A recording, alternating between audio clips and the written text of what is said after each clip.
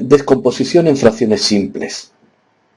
Vamos a ver, les indico ahí que a veces es necesario convertir un cociente de polinomios en suma de otros que sean más sencillos, con el fin de, con estos últimos, poder trabajar mejor que con el otro que era mucho más grande. En general, dados dos polinomios en coeficientes reales, que le llamamos P y Q, al cociente de ambos le vamos a llamar siempre fracción o función racional. Es decir, cuando indiquemos la palabra racional, siempre estaré indicando un cociente de polinomios. Si el grado del numerador es menor que el grado del denominador, entonces al cociente, a la función racional, se le llama propia. Y cuando el grado del numerador sea igual o mayor que el del denominador, le llamaremos impropia. Aquí tenemos un par de ejemplos de funciones racionales propias. Vean que en el primero el grado del numerador es 1 y el grado del denominador es 2. En el segundo el grado del numerador es 2 y el del denominador es 7, mientras que estas dos son impropias. En las dos el grado del numerador es mayor o igual que el grado del denominador.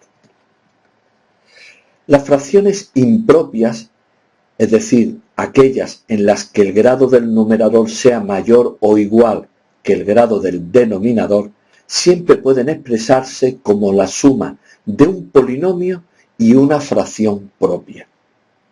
Si P de x partido por Q de x es impropia y hacemos la división, llamamos P de x al dividendo, Q de x al divisor, C de x al cociente y R al resto. Pues bien, sabemos que el dividendo es divisor por el cociente más el resto, y siempre el resto tendrá un grado menor que el del divisor, si no la división está mal hecha. Entonces con ello resulta que P de x dividido por Q de x, sustituimos P de x por su valor, y ahora descomponemos en suma de dos quebrados, y en el primero simplificamos Q y Q, y nos queda C de x más R de x partido por Q de x. Es decir, un cociente que sea impropio, una función racional que sea impropia, es decir, donde el grado del numerador sea mayor o igual que el del denominador, siempre se puede poner como un cociente, es decir, esto es un polinomio, más una que sea propia, ya que el resto es de grado menor que el cociente Q de x.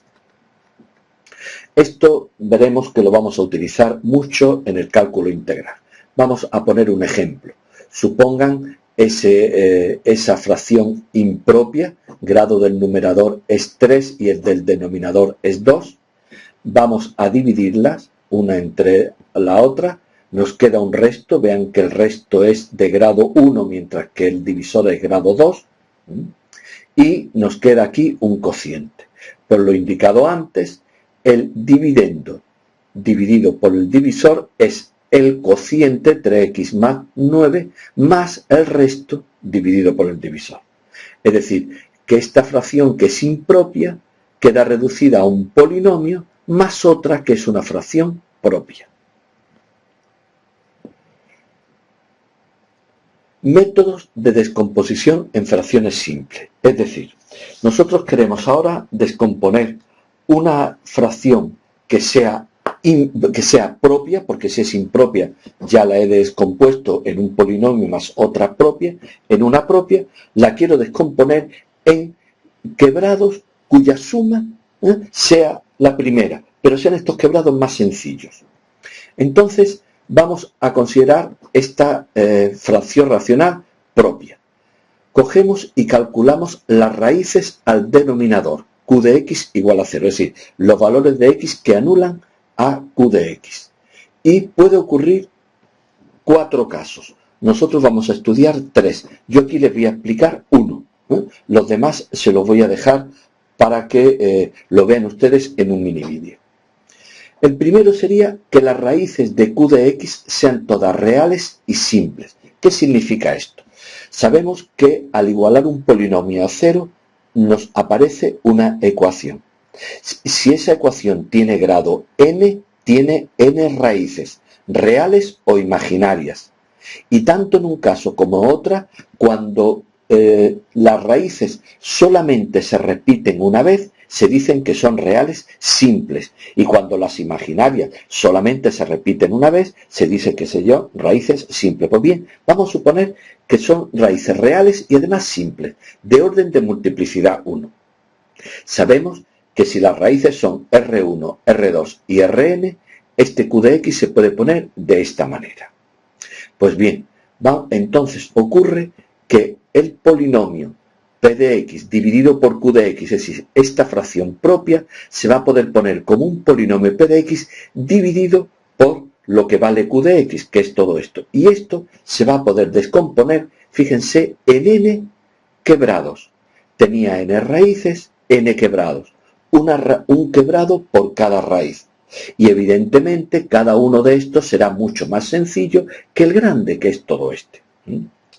Bien, a su 1, a su 2, a su n, es decir, los numeradores de cada uno de estos quebrados, son coeficientes indeterminados que vamos a aprender a calcular mediante un ejercicio que vamos a hacer.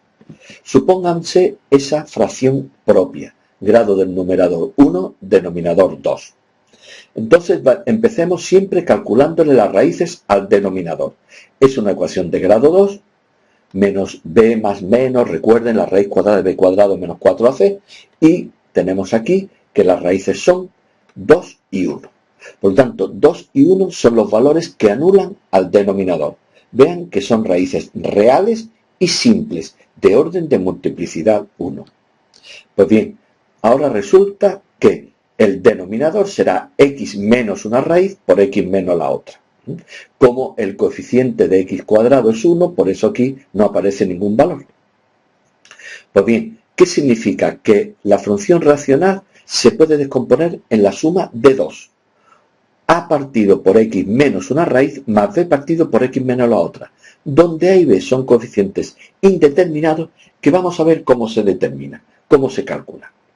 Para calcularlo simplemente, aquí los tenemos, operamos esta suma, es decir, es como si sumáramos quebrado a por x menos 1 más b por x menos 2 dividido por el producto de x menos 1 por x menos 2. Fíjense que la primera fracción y la tercera son equivalentes, tienen el mismo denominador, ya que este producto es x cuadrado menos 3x más 2. Luego, si tienen el mismo denominador, también tendrán que coincidir los numeradores, porque son iguales. Es decir, el numerador a por x menos 1 más b por x menos 2 tiene que coincidir con 21x menos 17. Y esto vale para cualquier valor de x. Pues bien, doy los valores de x que considere oportunos y obtengo de esa manera los valores de a y b. Por ejemplo, si x vale 1, pues entonces sustituyendo x por 1 tendríamos a por 1 menos 1, 0, más b por 1 menos 2 es menos 1, que es menos b, igual a 21 por 1 menos 17, que es 4. Luego de aquí obtenemos que b vale menos 4. Dando otro valor a x, por ejemplo el valor 2, obtenemos que a vale 25. ¿Por qué he dado los valores x igual a 1 y x igual a 2? Porque lo he considerado oportuno. Puedo darle a x los valores que quiera. Pero observo que para x igual a 1 y para x igual a 2 se me anula parte de esta primera ecuación. Por lo tanto, me es más sencillo el resultado. Pero si yo le hubiera dado a x7 en primer lugar y después a x14, hubieses obtenido un sistema de dos ecuaciones con dos incógnitas, a y b, y hubiese obtenido exactamente igual que b vale menos 4 y que a vale 25. Por tanto, ya tenemos descompuesto en fracciones simples. Es decir, esta fracción, que es más complicada, va a quedar como a, que era 25, más b, que vale menos 4, queda descompuesta en estas dos fracciones que son más sencillas. Evidentemente, si yo sumo estas dos, voy a obtener esta de la izquierda, como no podría ser de otra manera. Bien, el siguiente caso sería que las raíces de q de x sean reales, pero al menos una de ellas no sea simple, se repite. Esto es lo que digo, que aquí a partir de ahora, pues no hacer el seminario muy largo, voy a parar y les animo a que vayan ustedes a la página de minivídeos, esta página que conocen ya, minivídeos.es, y aquí en teoría de funciones tienen ustedes que la tercera es descomposición en fracciones simples. Si van ahí, van a ver que es una continuación de lo que le he ido explicando. Este mini vídeo se hizo a partir de la presentación PowerPoint que he estado utilizando para explicarle. Es decir, que pueden continuar con lo que yo le he explicado y seguir hasta el final. Bien, si ustedes recuerdan, que seguro que lo recuerdan todos, el examen tenía 4 ejercicios. Ahí tenemos las calificaciones asociadas a cada uno de los ejercicios. Esta era una información dada. Y vamos, en líneas generales, sobre todo quiero que vean pues cómo he corregido. Vamos a ir, no de manera muy detallada, viendo cada uno de los ejercicios. El primero era un ejercicio que tenía 2 apartados. En el primer apartado dábamos un sistema de implícitas de 2 ecuaciones con 4 incógnitas y pedíamos calcular la matriz jacobiana de XY respecto de YZ. Jacobiana de XY respecto de YZ. Bien, vamos en el apartado B que lo hiciéramos con matemática. Vamos al primer caso. Bien, aquí tienen en la parte superior las dos, por si quieren ir haciendo las operaciones de manera mental. Nos piden las ecuaciones, las derivadas de XY respecto de ZT. ¿Qué significa? Pues que X va a depender de ZT e Y va a depender de ZT. Me dicen además que lo haga como producto de matrices jacobianas. Les recuerdo que la formulita era esta, es decir, que la matriz jacobiana de XY respecto de ZT era menos la jacobiana de F1, F2 respecto de ZT por la inversa de la jacobiana de F1, F2 respecto de XY, de las que después serán variables dependientes. ¿Qué tenemos que hacer? Calcular cada jacobiana. La jacobiana de F1, F2 respecto de ZT sería los gradientes de F1, es decir, aquí lo tenemos respecto de ZT, y gradiente de F2 respecto de ZT, que los tenemos aquí. Por ejemplo, la parcial de F1 respecto de Z, aquí tenemos lo que vale F1, la parcial respecto de Z sería menos, Z es la variable, está elevado a T sería una constante, luego sería el exponente T por Z elevado a T menos 1, que es lo que aparece aquí. Mientras que la derivada de F1 respecto de T, si derivamos esto respecto de T, sería menos. Ahora la variable está aquí, es una función exponencial, luego sería Z elevado a T por el logaritmo neperiano de la base, por el logaritmo de Z. La derivada de F2 respecto de Z de T es muy fácil porque F2 es X más Y, sería 1 y 1, que lo tienen aquí. Luego ya tenemos la primera jacobiana. Vamos a la segunda, tendríamos que derivar F1 y F2 respecto de X y de Y. Respecto de X sería 3, 2, aquí lo tenemos, y F2 respecto de X y sería 1, 1, está ahí. Esta matriz es la que tenemos que invertir. Les recuerdo que la inversa de una matriz es la junta de la traspuesta, dividido por el determinante de la matriz.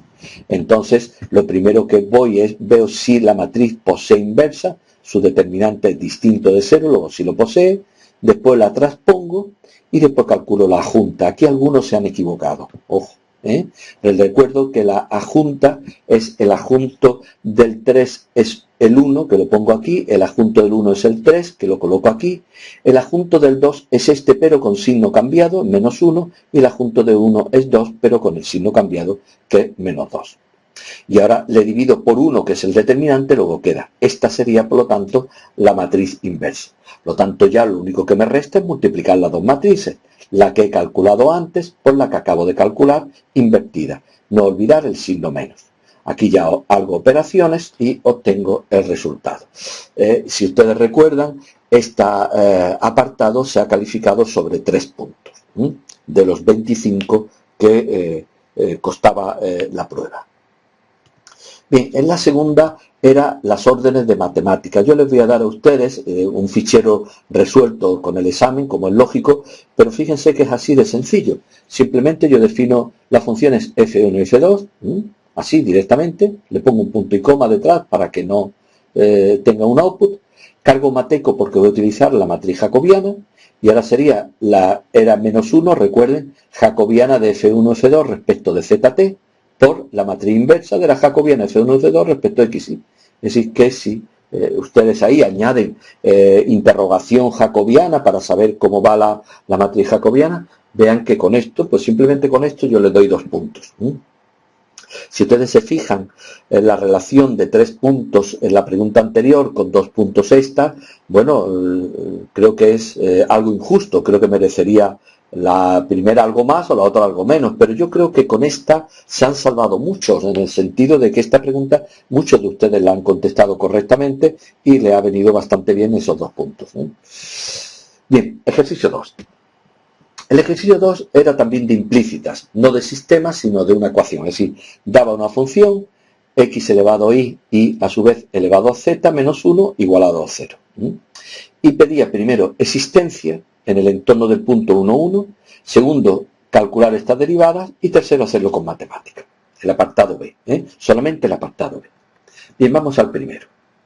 Fíjense que para que cuando me dicen que determine la existencia de las funciones implícitas que se deducen de ella en plural, significa que se deducen las 3 funciones implícitas, x que dependa de iz, y que dependa de xz o z que dependa de xy.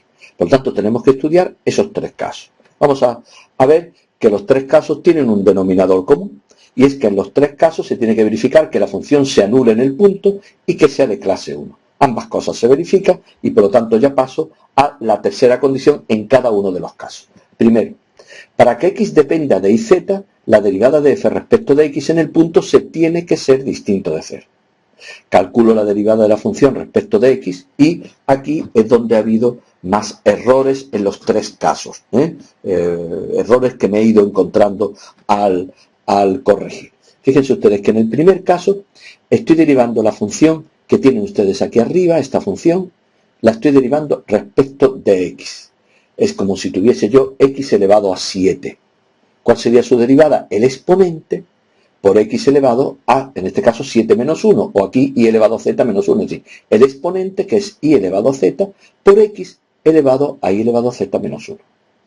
Cuando yo esto lo evalúo en el punto 1, 1, es decir, donde todo vale 1, vean que sería 1 distinto de 0. Luego tenemos asegurada esa función implícita x como función de iz. Segundo, y como función de iz. Ahora tengo que ver si la derivada respecto de y es distinto de 0. Ahora, ¿cómo se calcula la derivada respecto de y? Fíjense que en este caso tengo una constante elevada a una función, que es y elevado a z. Estoy derivando respecto de y. Luego sería la misma función por la derivada respecto de y del exponente, que es y elevado a z, por el logaritmo de la base, que es el logaritmo de x.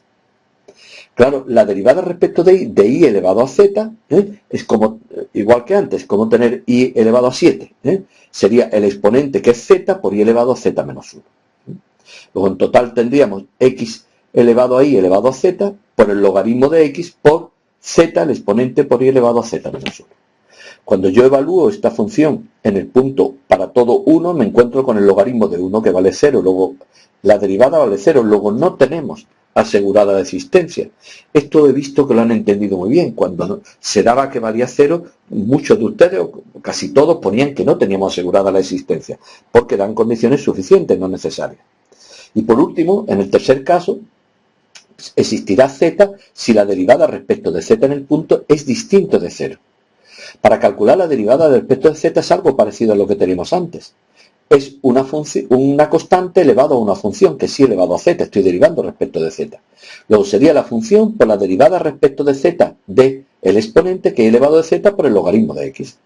Ahora, ¿qué ocurre? Que ahora la derivada respecto de z de y elevado a z, de nuevo tengo una constante elevada a una función.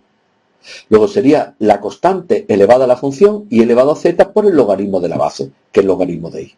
Por tanto, en total me sale este producto de estos dos logaritmos, que cuando evalúo en el punto 1, 1 también me sale 0. Luego tampoco tenemos asegurada la existencia de la función. Como digo, sobre todo en esta derivada la han hecho muy pocos alumnos. Muy pocos alumnos, bien. Bien, por lo tanto, solamente tenemos asegurada la existencia de la función x como función de y z en el entorno del punto. Por contestar correctamente esto, dábamos 2 puntos. El apartado B era calcular las derivadas. Fíjense que una vez que yo tenía ya calculadas las derivadas, esto es muy fácil, ya que tengo calculadas derivadas de f respecto de y, respecto de x, respecto de z. Luego es simplemente poniendo, aplicar esta formulita. Esto lo han hecho ustedes bastante bien. Y también ha ocurrido que aquel alumno que se había equivocado a la hora de calcular la derivada, no le he contado como mal esta pregunta, sino simplemente que sepa calcular este cociente. Damos también 2 puntos a esta pregunta. Y por último, ¿cómo se haría con matemática el apartado anterior? Si ven, me voy al apartado anterior, simplemente decir menos derivada de f respecto de y, derivada de f respecto de x, lo que pongo aquí, menos derivada de la función respecto de y, derivada de la función respecto de x, para que ven que hacerlo con matemática y por ahí conseguir 2 puntos, creo que también es bastante sencillo. Bien, yo creo que aquí ya terminan, ya no hago más preguntas sobre el programa matemática, pero bueno, yo les animaría con esto a que acudieran ustedes a las clases en el aula de informática, porque la verdad es que muchas veces utilizar matemática, los puntos que se obtienen, creo que se obtienen de manera bastante sencilla. Bien, el ejercicio tercero era un problema sobre composición.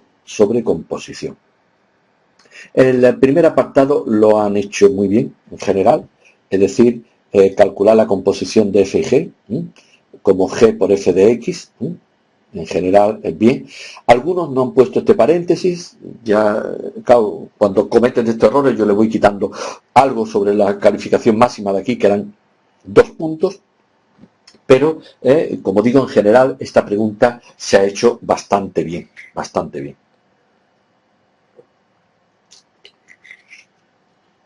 Fíjense que en esta pregunta, al decir g de f de x, lo que tengo que hacer es sustituir f de x por lo que vale, que es seno de 3x al cotangente de 3x. Y ahora después aplicar g. ¿Cómo se aplica g? Pues viendo cómo se aplica es el logaritmo del producto, coma el producto. Logaritmo del producto de esta por esta, coma el producto de esta por esta. La segunda parte es calcular la matriz, cada matriz jacobiana, es calcular la derivada de la composición como producto de matrices jacobianas. Bien, sabemos que, dadas 2 funciones f y g, la jacobiana de la composición es el producto de la jacobiana de f por la jacobiana de g. Por lo tanto, es simplemente un ejercicio de cálculo de jacobianas. Esta es una función que va de R a R2. Por lo tanto, la matriz jacobiana tendrá una fila y 2 columnas. Aquí se las expreso las 2 columnas. Derivada respecto de x de seno, derivada respecto de x de arco tangente. La derivada es esta y la del arco tangente esa otra. Ya tenemos la primera jacobiana. La segunda, la jacobiana es de R2 en R2. Luego la matriz jacobiana será una matriz de orden 2, tendrá 2 filas y 2 columnas. Primero serían las derivadas respecto de I1 y I2. Ven que aquí se lo expreso muy clarito. De logaritmo, derivada del logaritmo, derivada del producto, derivada del producto. Calculo la derivada del logaritmo, simplifico I2 y I2 y me queda eso. Por lo tanto, la derivada de la composición, multiplicar esas 2 matrices. Es una matriz fila por una matriz de orden 2. Por lo tanto, me va a quedar una matriz fila. Por esta pregunta daba 3 puntos.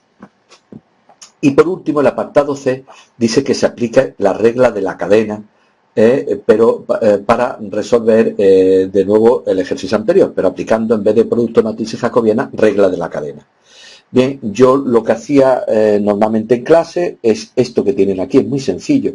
Si yo tengo esta función f de x y esta g, empiezo por esta y veo que esta es una función que tiene 2 funciones, una función escalar que tiene 2 vector con 2 componentes. Para la primera componente le pongo un nombre, aquí le he llamado z1, y la segunda otro nombre, z2.